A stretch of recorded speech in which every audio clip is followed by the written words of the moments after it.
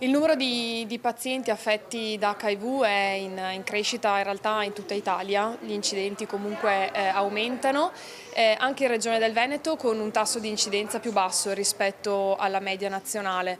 D'altro canto però possiamo dire che per quanto riguarda i trattamenti, i pazienti trattati in Regione del Veneto sono aumentati nell'ultimo anno, è aumentato il numero di consumo di farmaci per il trattamento dell'HIV e quindi sicuramente a fronte di un aumento delle infezioni è anche vero che c'è un aumento di pazienti trattati. I dati della diffusione dell'HIV in Italia sono chiari: negli ultimi anni la diffusione è in crescita. In Veneto, nel corso del 2024, sono state registrate 163 nuove diagnosi di HIV, pari a un'incidenza di 3,2 casi ogni 100.000 residenti, incidenza leggermente inferiore alla media nazionale, che è pari a 4,0 nuovi casi ogni 100.000 residenti.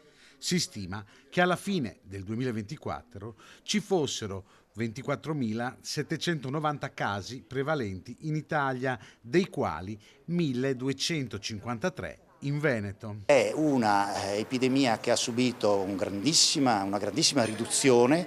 Sappiamo benissimo perché sull'inizio degli anni 2000, grazie all'avvento dei nuovi farmaci, è stato un miglioramento nettissimo, però da allora sostanzialmente non sta vedendo quella diminuzione verso la scomparsa che ci saremmo attesi. Fondamentale fare prevenzione. C'è una tendenza, vorrei dire, asintotica dei nuovi casi, quindi ne rimangono pochi ma costanti, quindi dal mio punto di vista vuol dire che c'è ancora lavoro da fare contro questa epidemia, permettetemi, pandemia.